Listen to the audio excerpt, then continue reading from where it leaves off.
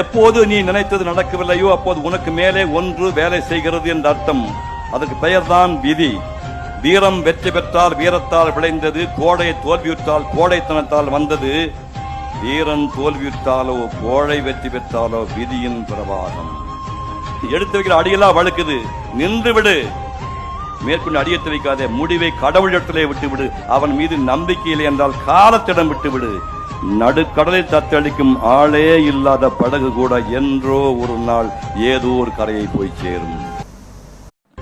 எப்போது நீ நினைத்தது நடக்கவில்லையோ அப்போது உனக்கு மேலே ஒன்று வேலை செய்கிறது என்ற அர்த்தம்.